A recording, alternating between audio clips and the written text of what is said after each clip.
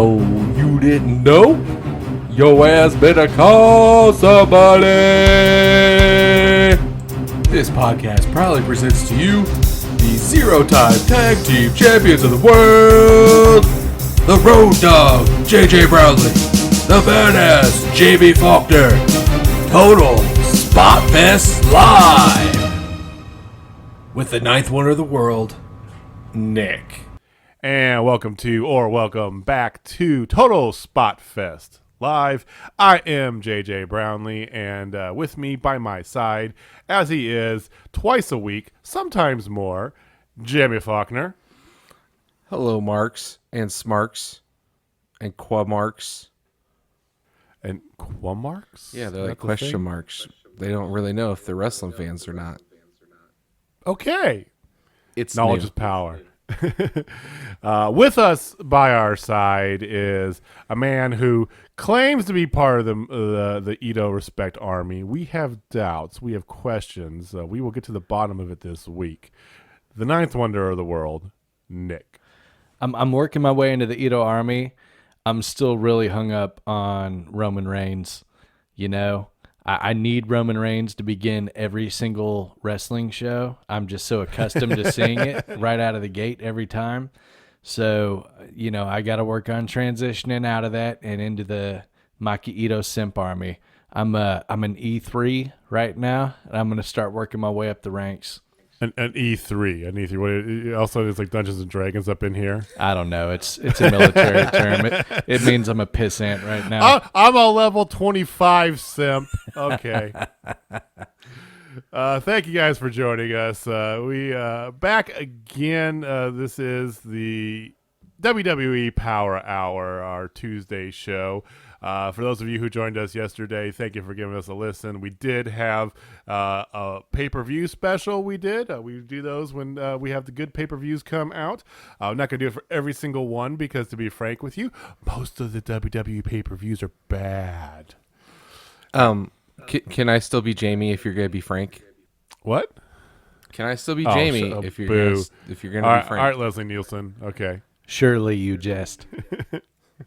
I'm serious. Don't call me Shirley. God. Yeah.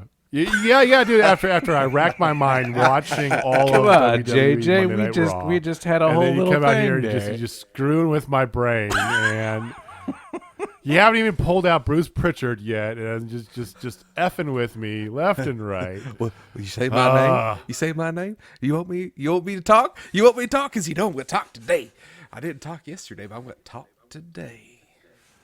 I'm glad I don't have my heart rate monitor on because it might get up there tonight. But anyway, thank you guys for joining us. We do appreciate the attention, the listens, the follows. Please follow us once again on Twitter at Total Spotfest. You also can check us out on YouTube, Total Spotfest Live, where we upload our podcast as well as to all your favorite podcast sources. So tonight we're going to put AEW to the side, because we're doing that on our Thursday podcasts.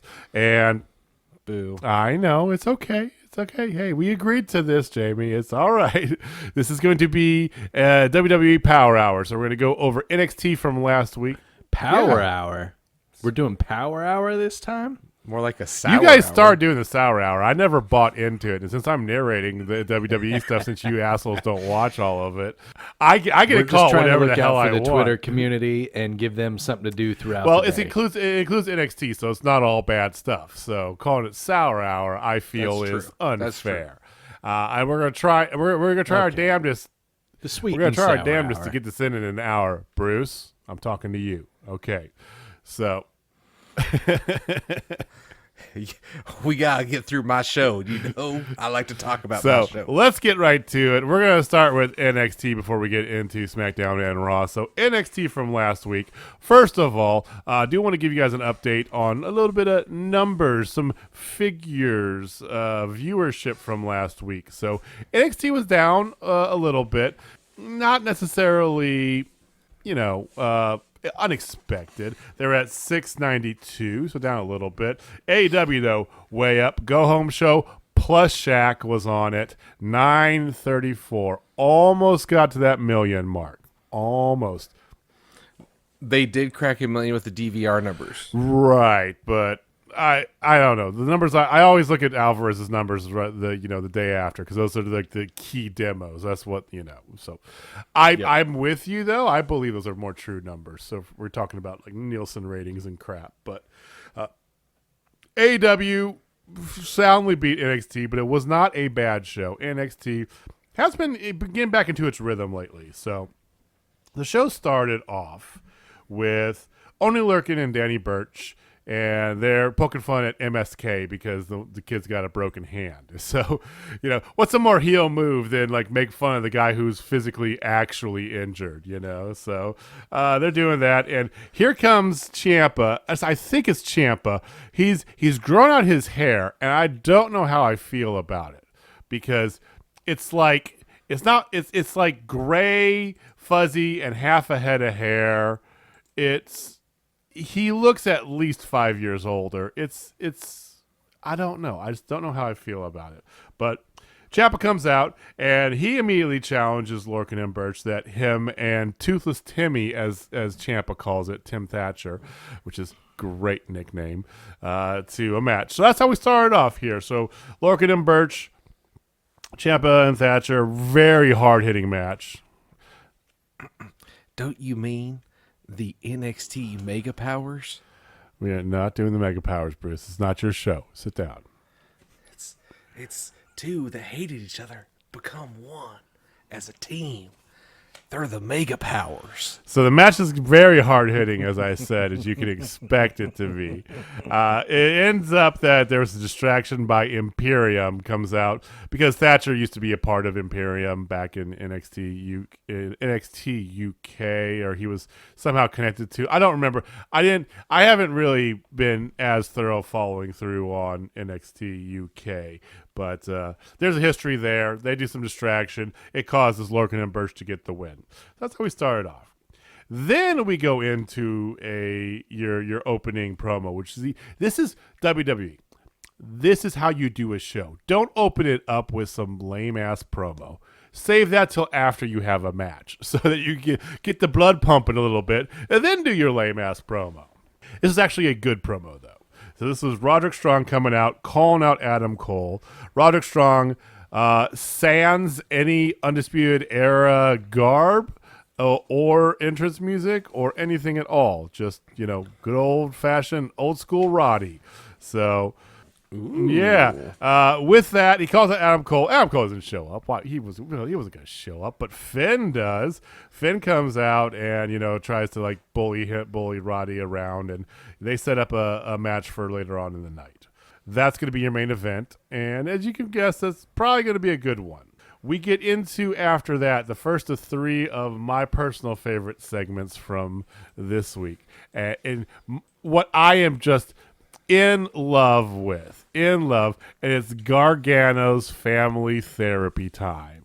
And Nick is shaking his head incessantly at me right now. It was I did watch this. Of the WWE stuff, this is one of the things that I was actually very, very, very much anticipating, just for the simple fact it had to do with one Dexter Lumis and the love affair between him and one. I am all on board with this. So I'll get to it in a second here. Nick, you want to say some words though? I have you. Not to it yet, but go for it. So you go. Okay, let me start by saying that Johnny Gargano's in the first segment, his sentiments towards Lumis mirror mine completely. So nothing else need be said there. Yeah. But beyond that, this is going to surprise you guys. It's not going to make you happy.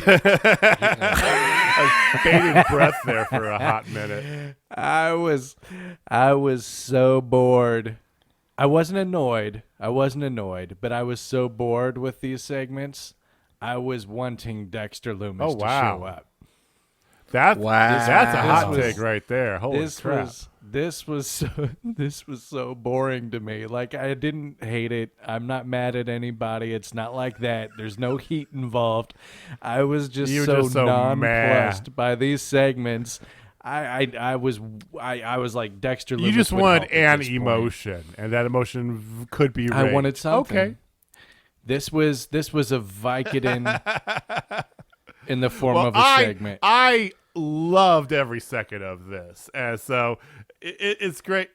Or not a Vicodin, an Ambien. I'll just take all the what I was pills, going whatever, for. you know? Anything with a V. Yes, And take it was the a little pill. blue. Oh wait, no, not anything with a V. Look out now. Yeah. Hold on, Sorry. good brother JJ. Catch a kids. We're not doing AW, but you have to watch this week's Being the Elite. No matter who you are out there listening, go to YouTube, look up Being the Elite. Watch. It was great. So good. It was one of the best ones in a long time. So I love everything about this. It starts off with Austin Theory. They're all sitting there on this big couch. Indy Hartwell's like doodling on a little notepad, and Austin Theory goes, "This doesn't look like Chuck E. Cheese." This is why I love it, okay? Especially because of Indy and Austin, who are two people. Austin was forgettable in Zelina Vega's Stable of Beautiful Men, if you remember back when they were doing that. Little under over a year ago, you know? Pulled up too soon because somebody had a big crush on him. They thought he was going to do great. He flopped on the main roster. He's found a good little niche here, and Indy's very much the same way. Indy was just basically another, female wrestler, a bigger, but not quite as big bruising as like Raquel Gonzalez. So where does she fit in? And she's found both of them found this little niche here. I think that's why I like it so much, because you're getting some different looks from different people. But they keep going along here. Indy is thirsty as all get up. She is just like, every time there's anything said that could be like taken as a double entendre, she's just jumping all over it for Dexter Lumis. It's fantastic. Johnny grabs her little notepad because he's getting frustrated by her and asks what her notepad is, and she's writing on there with all sorts of hearts and like is Mrs. Indy Wrestling Lumis. And Johnny just freaks out because that was her Christmas gift, was given the wrestling moniker, like Johnny Wrestling, Indie Wrestling. And so Johnny proclaims before he gets kicked out by the therapist that she's now ruined Christmas. It's great. He was right to be upset. So good. It's so good. I love Indy. I love Austin. I love all of this. This was great. And we'll come back to it. So that's the first one. So go from that right into Jamie's favorite, Cameron Grimes. He's backstage. Boo. I know, it's just a series of hits, and I love it. he's backstage at the production area at the Performance or Capitol Wrestling Center, and he's trying to like bribe one of like the techies, one of the people who are like working the switchboards, to change the name of the CWC to the Cameron Grimes Center.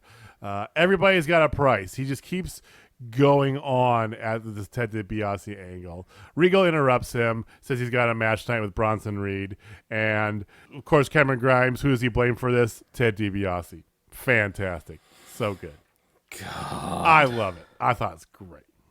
I'm cut up with you now, Jamie. Like, it was fun to just kind of play around like I liked him at first. Now I'm at the point where I hate him.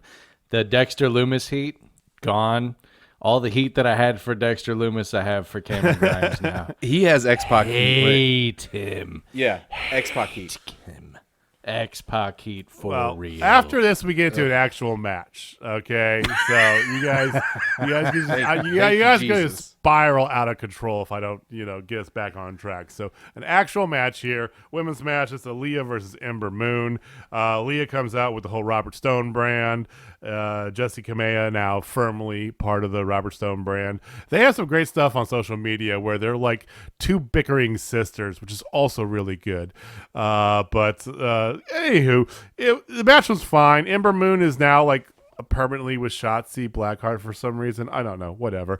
But it was the two parts of this was a total squash. Ember Moon won it pretty damn easily, which is sad for Aaliyah. She doesn't get more of a shot, but because she's been around for a hot minute in NXT. And she put her lumps in. You think maybe she's going to get no, not really. She's still kind of the jobber, which is, fine. She's Alicia Fox. Basically. Yes, she is. Yes, she is. That's a perfect way to put it. I mean, the biggest thing about this is that it was. Here's what I wrote down: that Aaliyah's kind of taken, and I hate to even say it like this, but she's taken Tay Conti's place. Because if you remember Tay Conti when she was in NXT, she just came out, looked halfway decent, like just potential, and then just lost. Like sometimes got squashed. It's a good call, JJ. So it is what it is.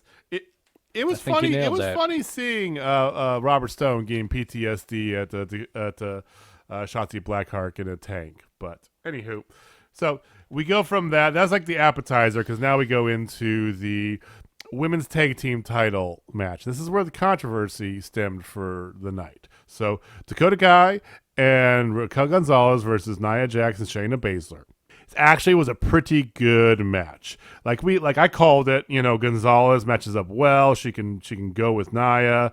Shayna and Dakota have great chemistry together. They're they're roommates, they're best friends. So it's not surprising that they've worked together since they've both been in NXT. It's kind of weird because it's like Dakota and Gonzalez are turning face, and I don't know how I feel about that. Anyway, it ends with Adam Pearce coming out because the ref. Okay, there's a tag that the ref sees, but then the ref gets taken out, and Shayna doesn't see the tag, so she goes to put the sleeper clutch on Dakota Kai, who's no longer the legal person, quote unquote. Here comes Adam freaking Pearce with another referee, a Raw or I think dude, this whole week made me hate him so much more. But he comes out there with a Raw referee, throws him in the ring. Raw referee counts the tap, and Shayna and Nia are the winners, although it technically should not have been that way. So there's reasons behind this, I think, and William Regal alludes to it later on.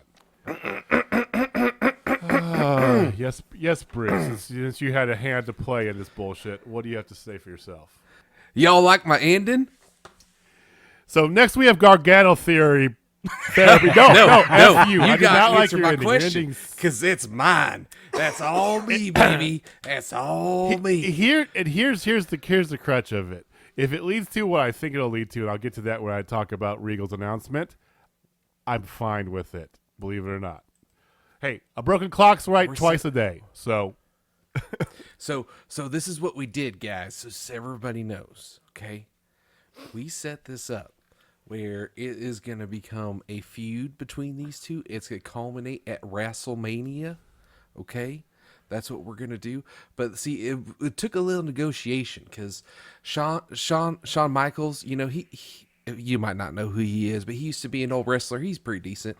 But he called me and is like, these girls are amazing. And I go, okay, are they blonde? And then they're like, well, kinda.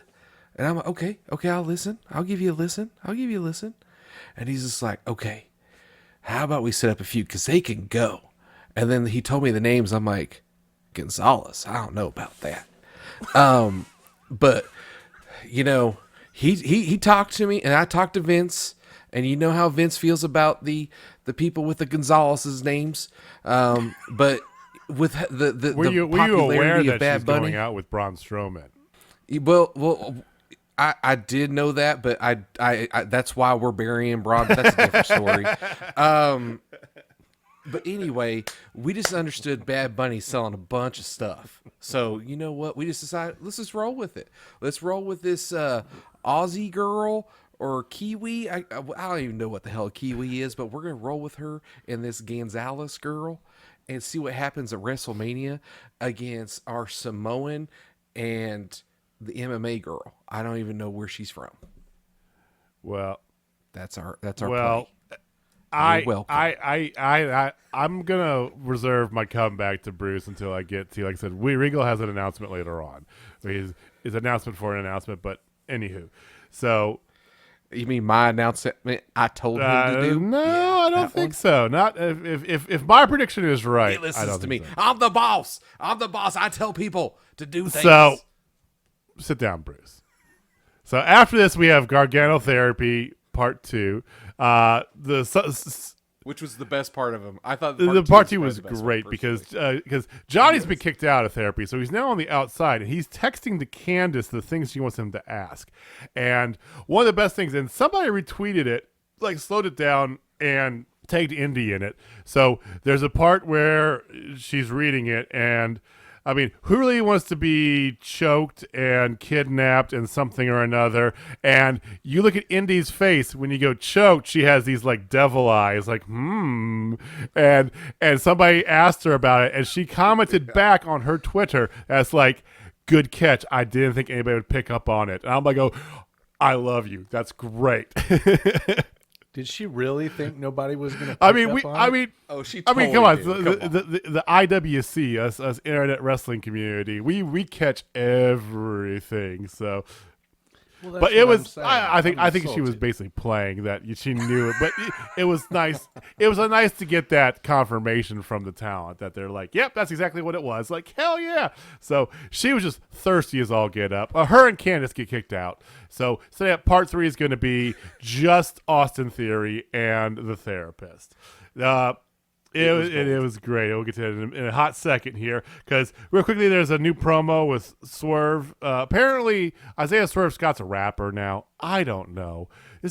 I don't like his character. I don't know what they're doing with his character. This is a guy who came in like with a lot of pop when he first debuted. I don't know. I don't get it. What is he? Who's he feuding with? I don't know. Maybe Bad Bunny. Shit. Who knows? But he's a rapper now, so there's that. LA Knight. He wants to be Bad Bunny. Then we follow that up. Cheap pop. Follow that up with a good promo because here comes LA Knight to the ring. Thank you, LA Knight. Yeah, he's so good on the mic. So good. Did you guys like it? Yeah. I thought it was. Hated this dude. I thought it was solid. Yeah. No, he did. He gave did me a his headache. job. He gave me a headache. What? Like I'm like, just please stop. Just stop what you're doing. Just go someplace else. That's well, NXT. That's how I felt. NXT has made me come up with the Cameron Grimes rating. Okay. Anything above Cameron is tolerable. And he was definitely above that, but he did his job, and it was actually like he got the good heat. I really like he's got the gift of gab, the arrogantness of him. I mean, just yeah.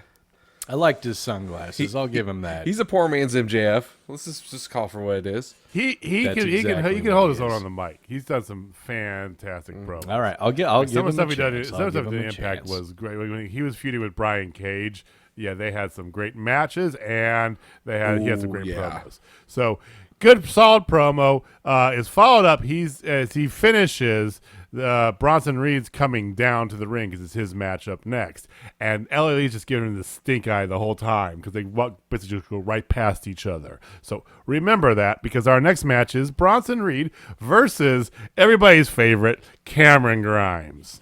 There's no one's favorite. I love Cameron. I don't care if I'm the only one out there. It's great. There's new graphics now that have Cameron's face on a $100 bill. I think that's the T-shirt that I want to make sure we get for you, Jamie, when he wins a title.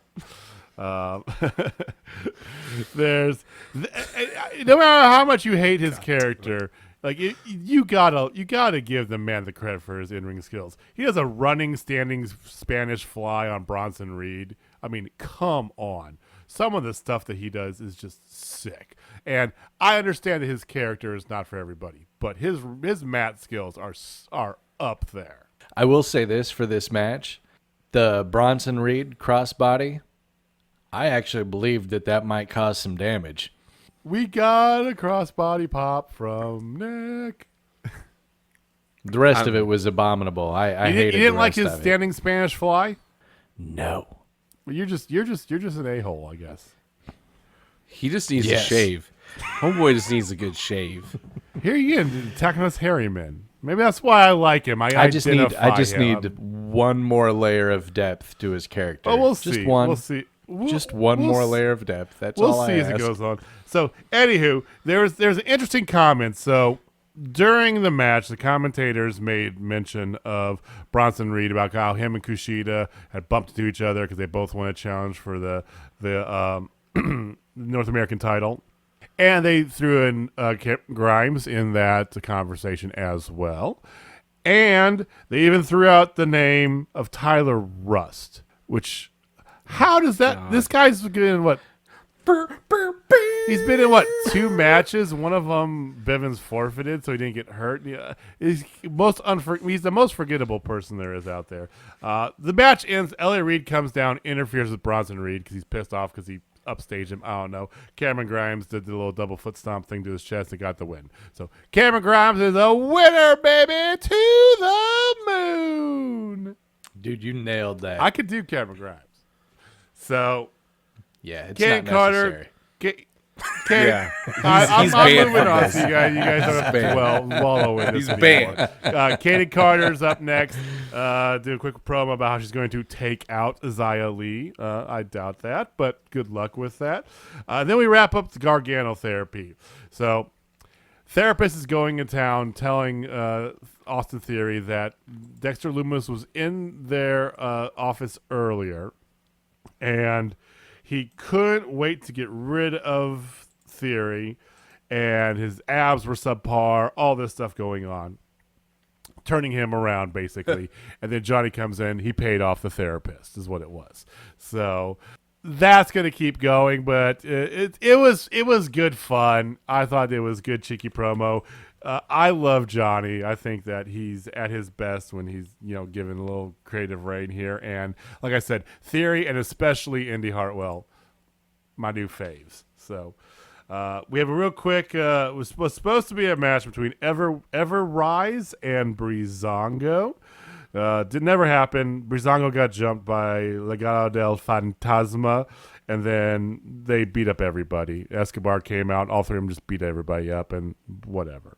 So next week's card, Xia Li and Caden Carter. This could be the Purge election year or the Purge Anarchy Day or whatever the next Purge is. I don't know.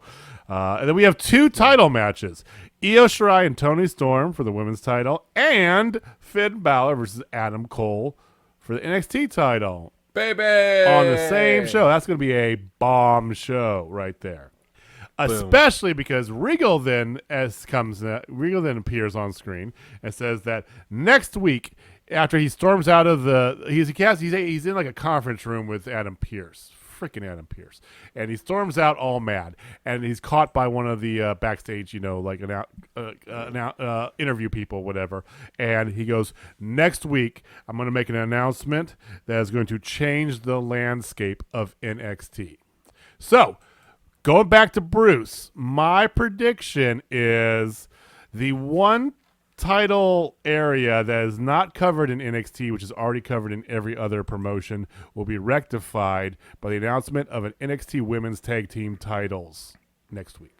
I like it, but I don't think Bruce does. But I'm not going to let Bruce talk about this one because I don't. Well, first of all, when we get to some of our later shows, I will beat to hell Bruce's idea about these two continuously feuding, because there's always. As of right now, Monday night on the 8th of March, there's so many Swiss holes in that argument based on what the tag team champions have done since NXT. Just saying. It might go when we get to Raw. My original I prophecy. generally think that they're going to have the women's tag team titles because in this situation when he came out. Right after having that conversation with Adam Pearce, with them arguing about the women's tag team, to me, that's the logical step, I think. Plus, you have the deepest women's division in all of wrestling in NXT, right? They actually use most of their women. There's more opportunity there for titles than there are, and they only have one belt. So that's my guess. They have a surplus of women right now, and this could be the best way to showcase them. Because you got Shotzi and Ember. They're just in the middle of how they gotta wait their turn, and then maybe get a shot at Io. Kaden Carter and Casey Canzero are getting big pops, so that there's that. You have the Robert Stone brand, the Way. There's you have all these, especially with the Dusty Cup tournament. You now have eyes on women's tag teams in NXT. I think that's what it's going to be. That's my prediction. Stay tuned. We'll find out. It sounds We'll find good out to on me, Wednesday. JJ. So wrap this up with main event: Finn Balor, Roderick Strong. As you can guess, solid match. Once again, no UE, old school Roddy music, and it does. They do what we expect them to do. Great back and forth.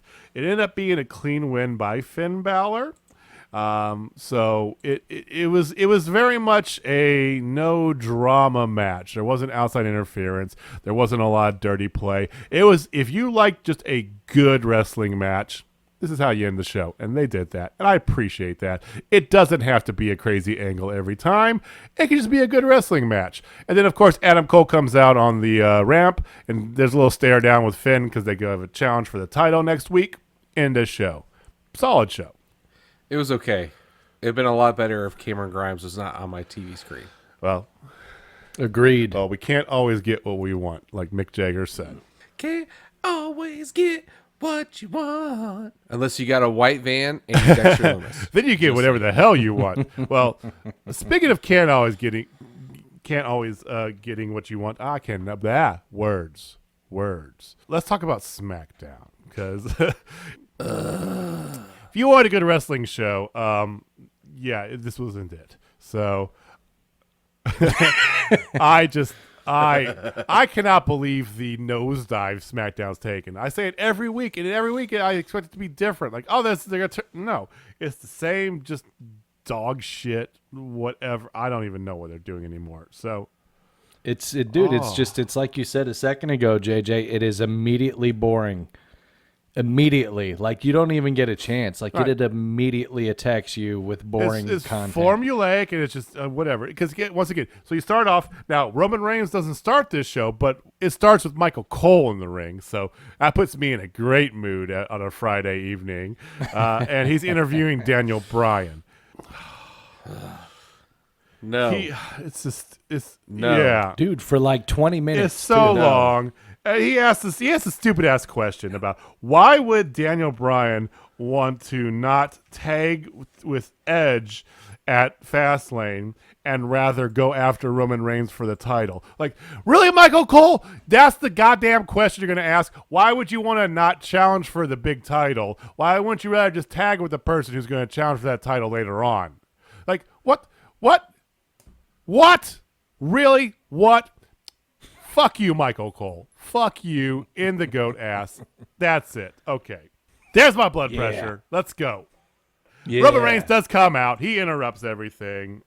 Whatever. We don't even care anymore. So, Well, it's not a beginning of a SmackDown without the big got dog. a big dog there. So, It's the big before we go to commercial, let me just let you know that at Fastlane, you're going to have Nia Jax and Shayna Baszler defend their women's tag team titles against Bianca and Sasha again.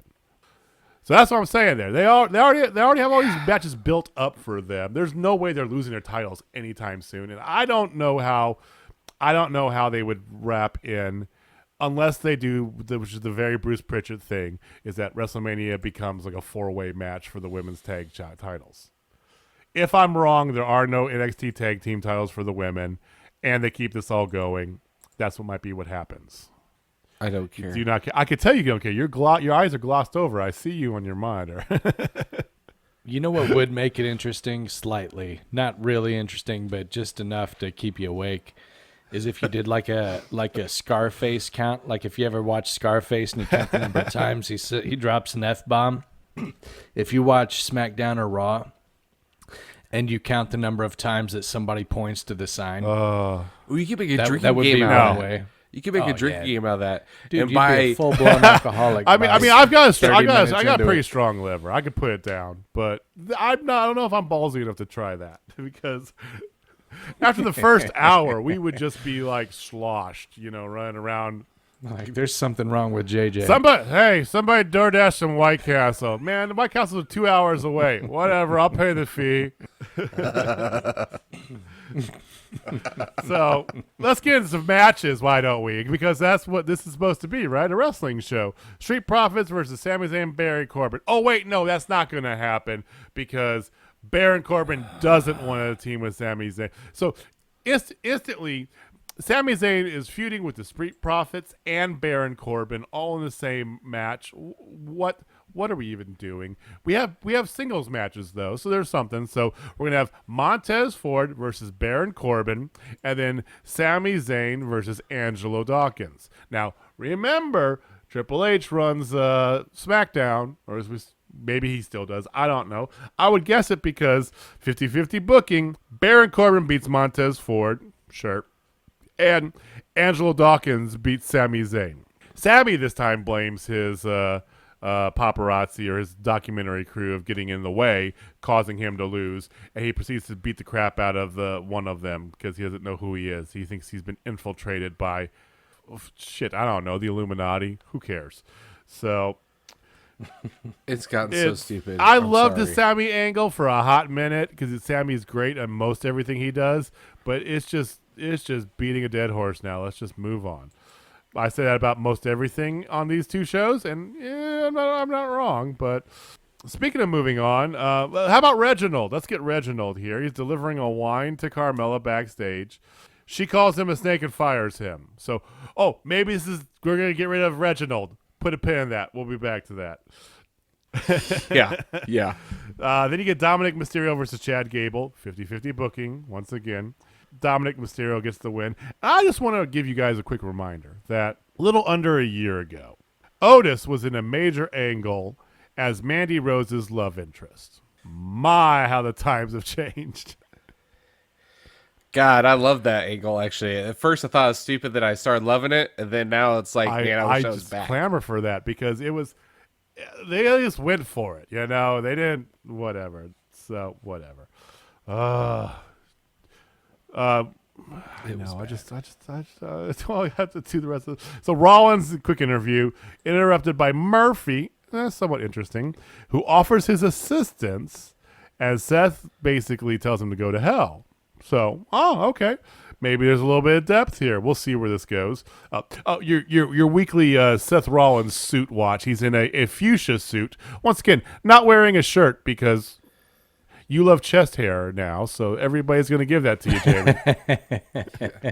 Shirts are for losers. He still has the one glove on. He's got the Michael Jackson going, but a nice fuchsia suit. Besides, don't wear shirts. So, Shayna Baszler versus Bianca Belair's next, because they got to get things ready for Fastlane, and then right before it starts, it's boss time! God damn you, Michael Cole. It's boss time. Accompanied by Reginald too, for whatever reason. This was, if you remember back in the distant days when we were going to live wrestling shows, and Bianca Belair and Shayna Baszler feuded each other at TakeOver. Do you remember that match, Jamie? I do. Do you remember how great that match was? This was a shell of that match. Just to let you know, because this was, I'm like, this could be something, because I remember these two I remember Bianca like giving her all and just coming up inches short and just being like heartbroken, like you killed her puppy, heartbroken, and yes, this was just, this is like your puppy. This is like your puppy's not dead. I just went and grabbed the shit and smeared it all over your face. My analogies are even getting discombobulated. I don't know. I was trying to put it can't. together. It's cool. Yeah. Let's move on. The recent match it paled in comparison to the original match. Agreed. So Bianca ends up winning this match because Reginald causes Nia Jax to run over Sasha Banks, and that's a distraction. Anyway, Bianca gets the win. Afterwards, Sasha Banks slaps Reginald and leaves him at ringside. Poor effing Reginald can't catch a break. So Murphy, every time. I love how many pauses there are in the sour hour. I know. Like NXT was Yeah, there's I just should do lots NXT like at the end from now on so that I can get the crap out of the way, and then I don't know. So Murphy and Cesaro up next. Oh, by the way, do you remember when Murphy was going out with like an 18-year-old Mysterio? Forget that. We're not talking Aaliyah? about that at all. Yeah. That's retcon. It didn't even come up. So Murphy just. They didn't even mention that he's been gone for who knows how long. It's just like he's been here the whole time. And like, here's Murphy. So, whatever. Rollins comes out to watch, and he's on commentary. It was a decent match. Michael Cole had one of the biggest botches I've seen in a little bit from a commentator.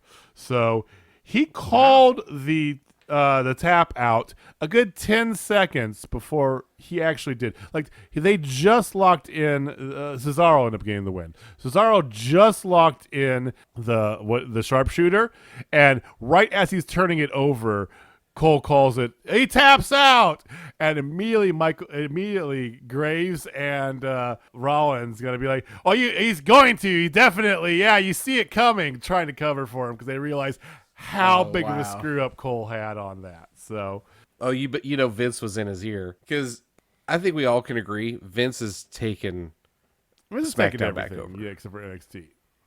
It's pretty And clear. he's got his hands in some NXT. It looks like probably, but, Yeah, it's but getting not to the same it's extent. starting to get there. But yes, Yeah, he definitely taken SmackDown over because that's his moneymaker. I mean, why wouldn't he? So let's go backstage, and we got Reginald again. Reginald, who is the star of your the size between every damn thing is just. I don't need this much Reginald. Let me remind you, everybody listening. He's a He useless is. And let me just character. remind He's you that this is the show useless. that has Aleister Black sitting on his ass at home doing nothing. And I gotta watch freaking Reginald how many times in a show? That's why the size go up. I need to take some water. But wait, there's more when it comes to Reginald. Don't get me too worked up, but yes, there is. Oh God. Okay. Yes. So we're gonna go backstage to Reginald. He's got his little like suitcase, and he's leaving, and he tries to knock on Sasha Banks' door to try and make one final attempt. Rejected. She slams the door in his face, and then he turns around. And there's Shayna and Nia Jax. And Shayna's mocking him, calling him wine boy. I did appreciate that. Like, there you go. And then Nia just gets like the oogly googlies in her eye and thinks he's kind of cute. So let's put a pin in that. We'll come back to that on Monday. So Apollo Crews comes out here. I did some research just because I wanted to double check. So Apollo Crews was actually born in Sacramento, and he grew up in Atlanta. Both of his parents, though, immigrated over from Nigeria. So I'm going to give him credit for this. It's not as out there as necessary. That being said, he's now speaking with an African accent, and I don't like that. It's like you're obviously not from Africa. You've lived in America your whole life. Don't do the accent. I like the just the awkwardness of having two soldiers in fatigues, but then he comes out with a scarf and a spear. An actual spear. So not really The much spear continuity there. The spear was like Okay, hold on. This is getting like, what's Jamie's going on blood here? boiling. This segment gets all my right, blood go. boiling. Somebody else other than me. Because- Please go. Yes, because here's the thing. Okay, he's from Africa, so let's totally freaking stereotype him. Okay, here we go. It is really. We're gonna make him militant, and we're gonna give him a fucking spear, and he's gonna talk with an African accent. How Dude, it's much more really obnoxious. racist I can mean, you really. get? Like, It's awful. Like I Jesus called it borderline Christ insensitive racist. last week, and then I looked it up, and I'm like, okay, well he is Nigerian descent, so it could be. And then they bring this shit out to us. It's like, wow. Dude, yeah, it's bad. like, it really okay. is. When you have three white boys on you the guys internet call me a saying snowflake? this, you know it's bad. Yeah, Dude, you could call me a snowflake. You could call me what you will. That shit's racist. Okay, I'm just Dude, calling it really out now. is. Just I because he's from never, Africa, ever do that. just because he's now like an African prince, whatever, it doesn't mean he needs to talk with an African accent, have two like military fatigue guys behind him, and carry a goddamn spear. The character's fine. Remember Nation of Domination? I mean, the character itself is fine. Let's not turn it into a coming to America together movie, though. Come on. They created forces to become a militant group. Not that, hey, since I'm doing this, we're just gonna give you two extras and give you a spear. Those were Go get him, Nigerian Tiger. elite guard, by the way. That's what he called them. Oh, kiss my fat ass. That is just the dumbest damn thing of all time. Dude, I typically will not put the racist label on anything just because it's so overdone. You're absolutely right. 100%. This is so over the spear top. on the head. How they're getting away with this without any backlash is beyond me. I guess because it's SmackDown and nobody is paying attention to it. But it's on Fox. It's on Fox of all places. Well, it's crazy. I don't get it. Fox did It's did wanted to push, like Fox was fine with them going beyond the PG area, going PG-13. So I guess this is what they meant. I don't know. Yeah. Like, even Bruce Pritchard's like, oh, that's fucking a bit far there. We can't do that, buddy. We can't do that. So then you guys a slew of backstage promos. You get Natalya and Tamina backstage, complaining to Adam Pearce and Sonya Deville why they weren't in the title match. So there's that going on there. No Riot Squad at all tonight, but frickin' Natalya and Tamina are there. So whatever. I'm not going to get my blood boiling that much more, but you didn't get to see Liv or Ruby Riot, Ruby, at all tonight. There it is. Cheap pop. I got to get my cheap pop. Hey, Ruby. Then you had a Bailey do the ding dong hello, where she's practicing her sweet tweets instead of mean tweets, like from Jimmy Kimmel. She's doing sweet tweets. Yeah. So there's that. And then, hey, guess what? We have a highlight of the night now. So they do a highlight of last week's show. It was something. I don't remember what the hell it was. I didn't even write it down because I'm just like, this is effing stupid. Main event time. Daniel Bryan, Jey Uso in a steel cage. If Daniel Bryan wins, he gets a match for the title at Fastlane. So Roman's watching awkwardly. Roman brings an office chair down to the like 3/4 of the way down the ramp to watch this. And he had told Jey earlier in the night, if he doesn't win, he's not just disappointing him, he's disappointing the family, right? But the best part about this, there was a best part, okay? The match itself was fine. Jey Uso, Daniel Bryan in a cage, it's going to be a decent match. And it was. It was a decent match. It was pretty good. They could put it together. Daniel Bryan run, spoiler. But my favorite part, so here's Roman Reigns sitting in like an office chair, like a leather office chair, and you have Paul Heyman hunching over by one of his shoulders the whole time because he's got nowhere else to be. He's got to be in the frame enough. So every time they go back to him, you see Paul just kind of hunched over his shoulder like the creepy guy, like Smee from the Disney's Peter Pan. It was great.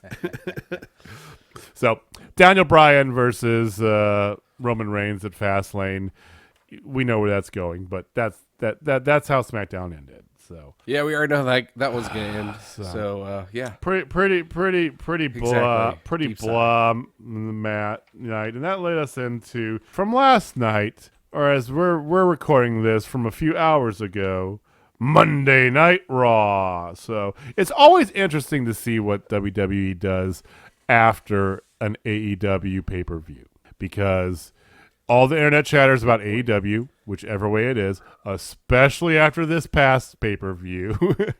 And we'll talk. If you haven't heard about it, please go to our YouTube. Go to all of our sources. You can check out. We did do a separate podcast review of Revolution last night, so please give it a listen.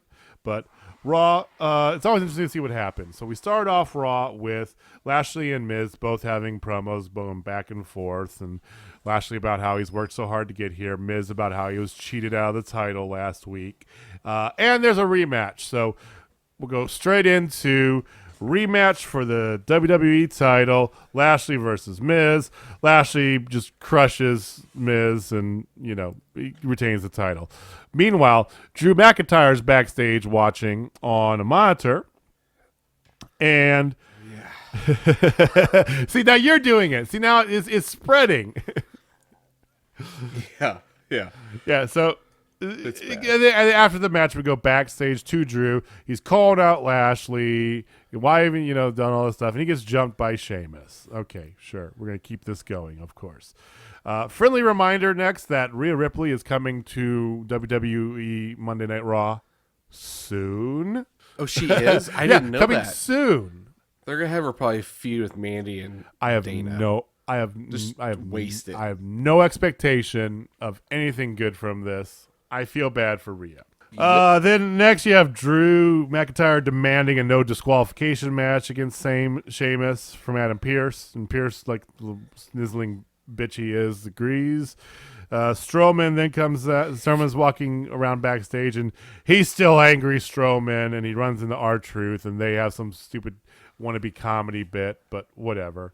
Strowman makes his way out to the ring, and he's bitching and whining at Shane McMahon and demands an apology. And have I mentioned how over this idea of this feud I am? I am so over it. I just want to be whatever.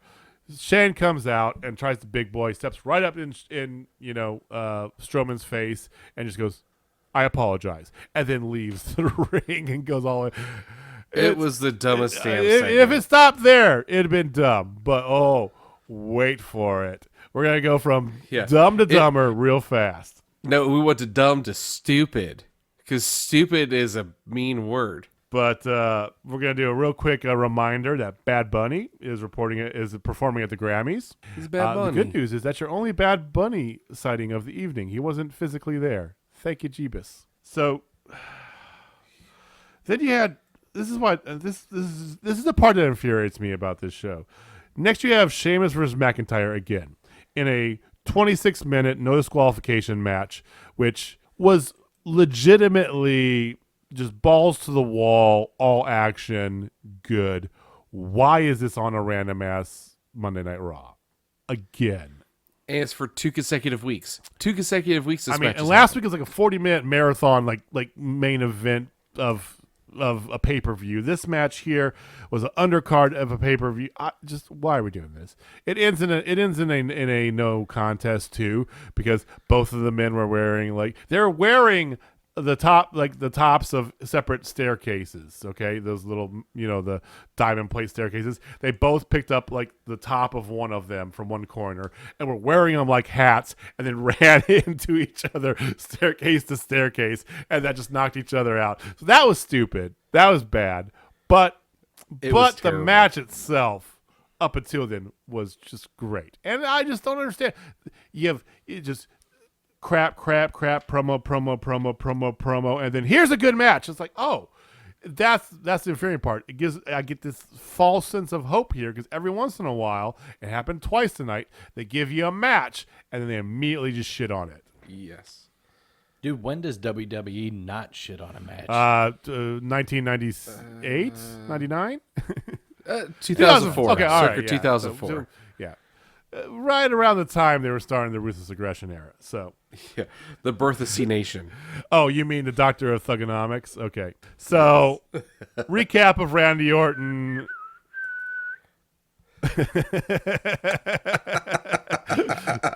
just zinged it in there. Just zingers.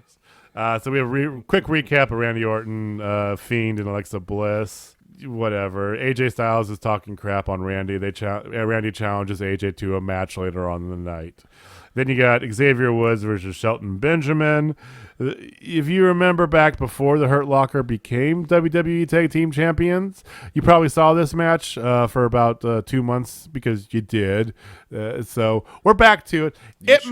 I'll be honest with you, it makes the most sense with what they have on Raw and what they're going to use, because they're not going to use Andrade or Humberto Carrillo or any of these other young talents that are sitting there. So I think I already told you why we don't use those two gentlemen. That's right, because of tortillas. I got you. It's tortillas. So Tortillas. this is leading up to the inevitable New Day versus Hurt Business. So, anywho. By the way, that match is happening next week, just in case you were wondering. There's a tag team title match between New Day and Hurt Business next week on Raw. Yay. As much as we are going back to this feud from just, 7-8 weeks ago, I'm just glad that the 7 to 8 week feud between the New Day and Retribution. I know. Now, Although I I'm just did really never excited about get my Mia Yim versus Xavier Woods. Reckoning versus Woods. It's Reckoning. Jesus, well, don't use her real name. Oh, Her real fake name. don't use her first fake name. You got to use her second fake name. Okay. And then when she's done with this, she's just going to become Mia. We already know this. They're not going to have Yim. You don't in think they're there. going to go with Yim? I think she should go with Yim. Yeah. This is, oh my God, it's Mia. So, Riddle's coming up next, and he's coming out to the ring just to show you what people who run WWE actually think about this, because they know that if you know who Riddle is, you've watched NXT. So this is where they do like a little banner promo for NXT, letting you know that William Regal has 2 major announcements on this week's NXT. One, I already predicted. I think it's going to be, that's my guess, I think it's going to be the women's tag team titles. 2, I'm pretty sure is the announcement of TakeOver. It was leaked. There was a Peacock guide or something that got leaked that said that TakeOver is going to happen the Thursday before WrestleMania, which is an interesting, and it's been rumored that it could possibly even be 2 nights too. I don't know. Which is insane. 2 nights of TakeOver give us all the matches we want to see. But So hold on. So to this point, if it's 2 nights, that's insane. is. And then if they do announce the women's tag team championship, and then they do a tournament just right after they did the Dusty Rhodes Classic, I might shoot somebody. I don't see. I thought about that earlier tonight because I don't think you can do that. I think what you do is you give them to the winners of your Dusty Rhodes tournament. So you give them to Dakota and Raquel. Makes the most and then sense. from there, who do they fight? Well, then you can have another little round robin, or you could put them up in a 4-way match against The Way, Shotzi and Ember, somebody else, whatever. But anywho, fair. That's my guess. I think that they're going to talk about that, and the second announcement could be either that they're moving to Tuesday nights and TakeOver is going to be there. Those could be the 2 announcements. I generally think that there's going to be the women's titles just because of the way they set it up on NXT. But we'll see. Yeah. Oh, by the way, next there's a match that, this is all superseding. It's Riddle versus Shane Thorne. Oh, excuse me, Slapjack. Yeah. Freaking Retribution. This I love that name. Slapjack. I'm sure you would. Yeah. So, complete squash match. Riddle wins this, but it does let you know that next week there's a U.S. title match between Riddle and Mustafa Ali. Yay. The match no one ever wanted. Well, you're getting it. Who gives a shit? I think one person wanted it. So I sure as shit did, boys. you got Shane in the back next, and he's comes out to the ring, and then Strowman comes out, and Shane's doing this. Okay, this took way too much time. Sincerely asking, how much time did it take? I think it was about 10 minutes. He does this just ridiculous move where he the mic isn't working, so he goes to get another mic, but that takes him out of the ring, of course. And then he keeps banging it like it's not working. As we're hearing him bang the microphone, he's walking around the ring. He starts walking up the ramp, and then he makes it. He goes through this whole long dissertation about I don't even know what, but it ends with him basically, calling Strowman stupid. This could have been taken care of in literally 30 seconds, but it took about 10 minutes for him to get to the point where this whole feud boils down to Shane McMahon calling Braun Strowman stupid, and Strowman is, no offense, he is acting stupid in return. Yeah. He is in fact dumb. Stupid in is this stupid segment. does. Not in real life he's not, but Stupid here is he stupid definitely is, man. is. So that causes him to chase him out, and then whatever. This is gonna be by far, I'm calling it right now, the worst match at WrestleMania. Shane versus Strowman, by far. Of all the wasted talent, do you think he might be the biggest waste of talent, or there others? I know there's other contenders for that, but he's the biggest in size, but not in talent. Yeah. Like if you're talking talent, there's two names that come to mind: Aleister Black and Ricochet. Oh yeah, big time, dude. Every time I see Braun Strowman, I think of the match he had with Lesnar and Samoa Joe, where he's chucking office chairs at people, and it was so good. And then you look at him now, and it's like that's Vince's MO. Vince's MO is with a big monster like that. They go on a super tear, but they'll never get all the way through. And if they do get to the top, it's short lived. Look at Big Show. Every title reign he had was short lived, but at times he looked like he was invincible. And it's the same thing here with Strowman. It's every time that he gets a monster, that's what he does. Let's move on. We have a flashback to yeah, this is terrible. So, but we have a flashback now to Nia Jax's hole. So that's memories like the corner of my mind. And then you got a women's tag team title match. What we thought was going to be delayed until God knows when. WrestleMania, Fastlane, who knows? Nope, it's happening right now. Nia Jax, Shayna Baszler versus Lana and Naomi. I don't know what the hell Naomi has on her head. It's like a disco ball / Daft Punk combination. It was weird. Oh, you can't say Daft Punk. It's too soon. Wow. Okay. So this happens. So they come out and they're doing their dance thing, whatever. And here comes Nia and Shayna with fucking Reginald. Yep. This goddamn guy. Like he might as well hold both women's titles on because he's by far the biggest star in the women's division in WWE. When's he going to be on NXT, for God's sake? Is he going to beat Io Shirai next week? I think so. He's going to knock the hell out of Toni Storm. He's going to beat Io Shirai. He's going to hold the NXT title. He's going to challenge Asuka. He's going to kick the rest of her teeth out. Going to hold that title. He's going to box punch Sasha Banks, rip her hair off, and get that title. And he's just going to have all the fucking titles. He's going to morph into like this Megatron robot of just. Okay, I got to stop. All right. That escalated really quickly.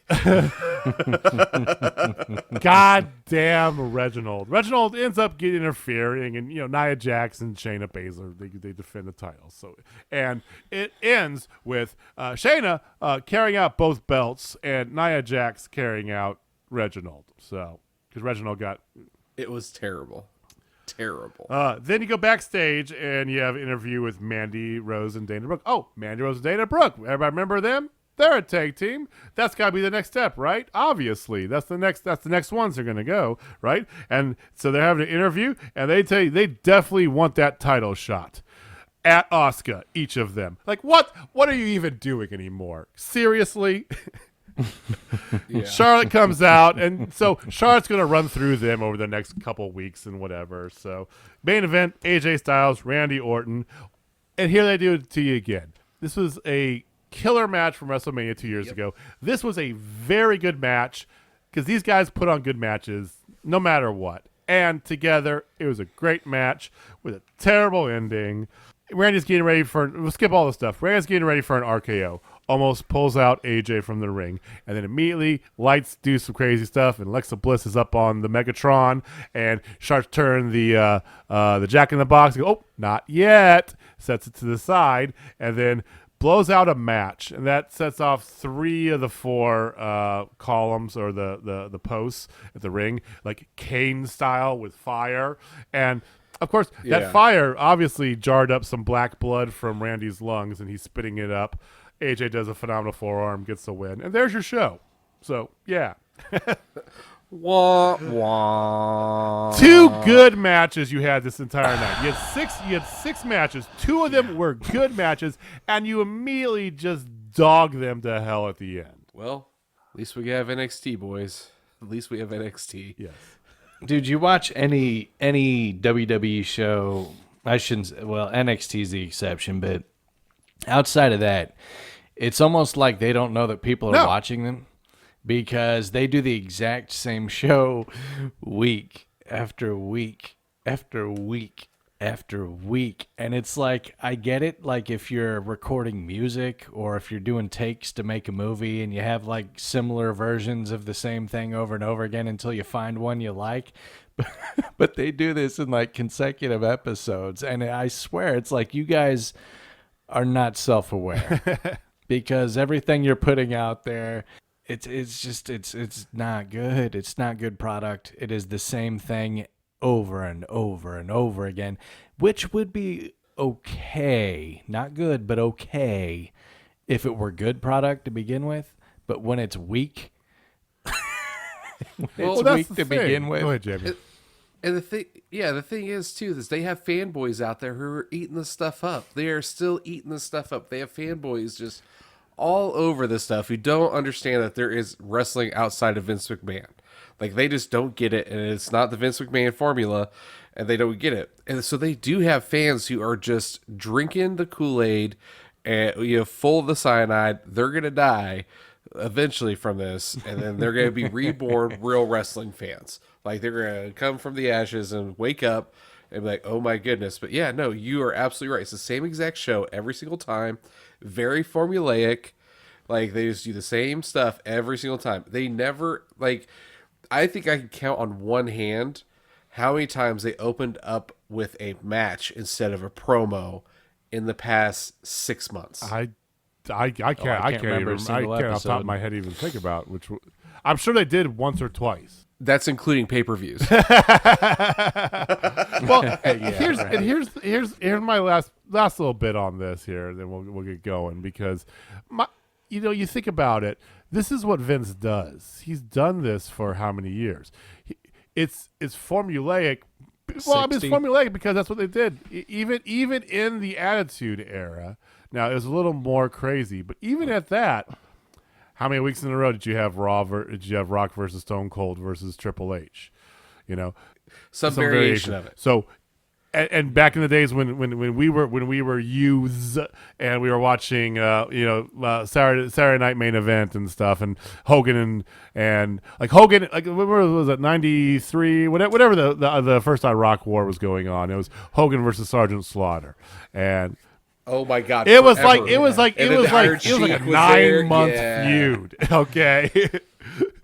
But we ate it up because we didn't know that's what there was. We didn't know. I mean, first time I saw Saturday morning scene, because in my area where I grew up, they had a Saturday late morning after the cartoons. So it was like 11 or so. Yep. There was like Same thing. a Mid-South promotional, because I lived in Central Illinois at the time, and so we got that Tennessee, Kentucky, Mid-South flair. So they did like this like promotional thing, whatever, where it was tied into. And the first time I saw Ric Flair, okay, is what I'm trying to say. I was 11, 12, like 9, 10 years old, I think, actually. I don't. It was late 80s, early 90s, somewhere around there. But I remember coming on. I was super into wrestling, and I was like, "It's wrestling. I'll watch shit. I'll watch anything wrestling." And I was like, "Who is this guy? What is this?" It was something like I've never seen before. And then they had they did a bunch of promos. They had Tony Schiavone and they had Jim Cornette there. And then they actually had, I know Jim Cornette, whatever, but he was young Tony Schiavone too. and then they had like 2 or 3 little matches you guys see, and the matches were just mind-bogglingly different than what I saw on WWF at the time. And I don't know, they've been doing this forever, and until they stop making the boatloads of money, they're not going to stop. So whatever. Yeah.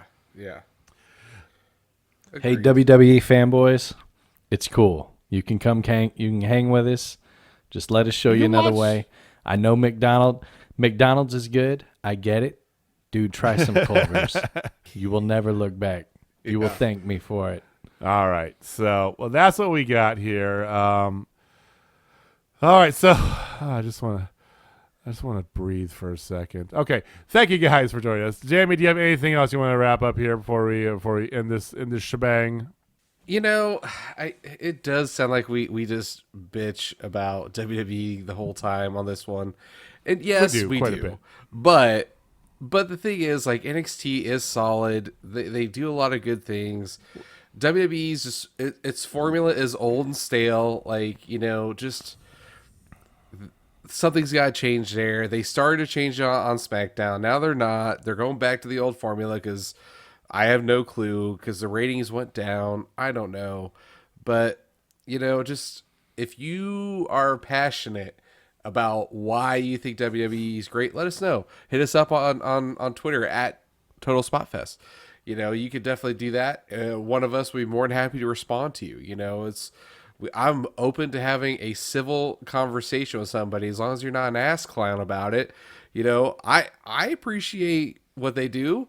I do. I appreciate, like, they have the best athletes in the world. They just don't know how to use them. That's my argument. Dude, it's frustration. Well, I'm cautiously out of love. optimistic too. Like you said, they have these people, and there are people in the back who are advocates for them that believe in the way of how they're doing things. I think they can get there. And you just said, they have shown the flashes. They had a good run of SmackDown was legitimately probably the second best, well, maybe third best TV show. It was probably on par with NXT for a good hot minute there. I mean, so yeah. It's possible. And at the end of the day, it's still wrestling. We still love it. Yeah. Well, that's the thing. We do love it, and it's when we knock it, it's just pure frustration because we know what it could be, what Right. it has been, and it's just so much bottled up potential that is never quite Well, realized. it's the two things wrestling fans like the most: a great wrestling show and a bad wrestling show. Yes, that's a great point. Either way, Great it gets us talking. That's what we're here to do. So thank you guys for sticking around with us. This was the WWE Power Hour with a little bit of Sour Hour thrown in there. We will be back on Thursday going over Dynamite, post-Revolution Dynamite. Woo! It's going to be good. Yay, and yay. any other dealings we got going on. We'll probably touch base on Being the Elite. A bunch of stuff happening over at AEW World. So that'll be our Thursday show. And then we're back again every Tuesday and Thursday. Follow us on Twitter at Total Spotfest, like Jamie said. Get in the conversation. Shoot us a tweet. Also, you can please find us on YouTube as well. That is just Total Spotfest Live. Feel free, subscribe, like, comment in any of the videos. If there's anything you want to talk about from this video, just give us a comment. Our individual Twitters will be listed out there as well if you want to tweet Jamie directly. And just tell him how much you love arguing about WWE versus AEW. Please feel free to do so. Nick, do you have any final words for the peoples? Please tweet at Jamie. Please.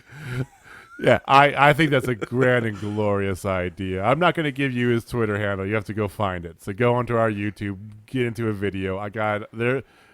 At Total Spotfest. Or just do it at Total Spotfest. Jamie will see it. Jamie, any final words? Well, after that, yeah. All right. If you know what I'm going to say, guys, if you're not down with TSL, I just got one word for you.